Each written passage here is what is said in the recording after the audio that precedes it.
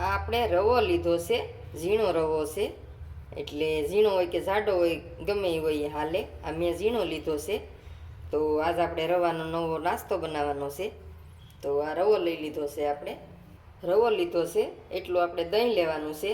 તો ખાટું હોય તોય હાલે, મીડિયમ હોય તોય હાલે, ગમે એ હોય હાલે. મેં મોળું દહીં લીધું છે. તો હવે આપણે એ નાખી દઈએ આમાં.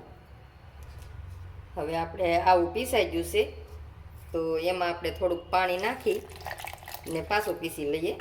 ફરી આપણે પીસી લીધું છે. તો હવે આપણે એમાં શેણાનો લોટ નાખવાનો છે.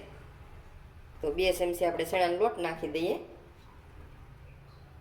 આ 2 ચમચી શેણાનો લોટ નાખી દીધો છે ને હવે આપણે ફરી પીસી લઈએ.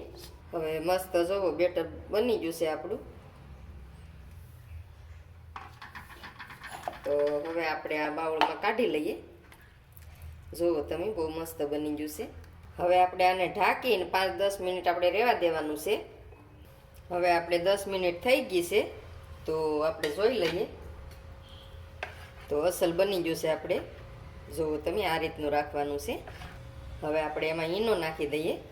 થોડોક આપણે ખારો નાખી દઈએ. હવે આપણે એને મિક્સ કરી લઈએ.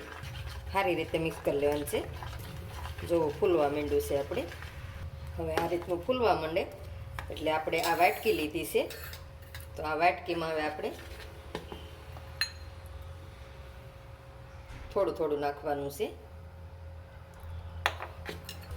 આ બટેટાનો મસાલો છે, બધો મસાલો નાખીને મસાલો કરી લીધો છે.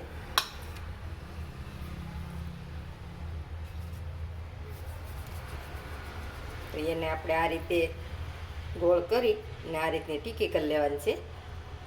હવે આ રીતની કરીને આપણે આ વાટકીમાં મૂકી દેવાની છે. અને અંદર જ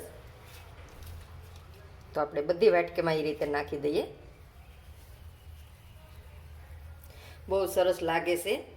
સોસ હારે, ચટણી હારે કે કોરા ખાવ તોય અસલ લાગે છે. બહુ મસ્ત બને. હવે એની ઉપર આપણે પાછું ખીર નાખી દેવાનું છે. પાણી મેં પહેલાં ગરમ કરવા મૂકી દીધું છે ને ગરમ થઈ ગયું છે.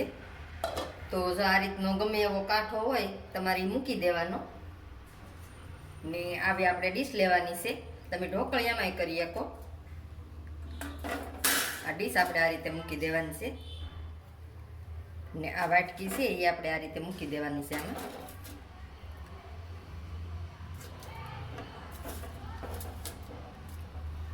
આ વાટકી આપણે મૂકી દીધી છે.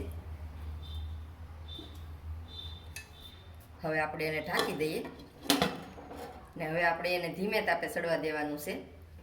હવે આપણે શેક કરી લઈએ. સડી તો જ્યાં લાગે તો આપણે ગમે એ સાકું લેવાનું છે, ગમે એ હળી લેવાનું છે. આપણે આ રીતે અંદર આપણે નાખવાની. જોવો તમે, ક્યાંય સોટું નથી એટલે સમજી લેવાનું કે આપણે ઠેઠ લગી સડી જશે.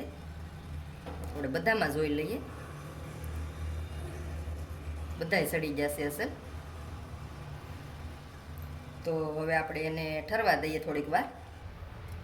તો હવે આપણે થોડાક ઠરી જશે તો એક સાકું લેવાનું છે ને સાકે કરીને આપણે આ રીતે હળવું હળવું ફેરવતું જવાનું છે. કોર આપણે ફેરવી નાખો આ રીતે.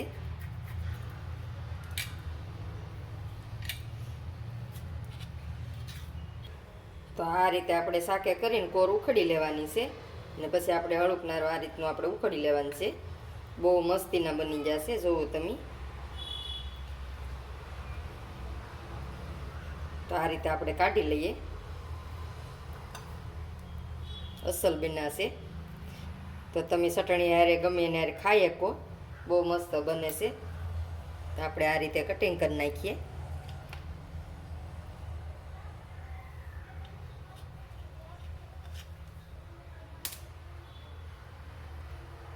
બહુ સરસ બને છે. જુઓ,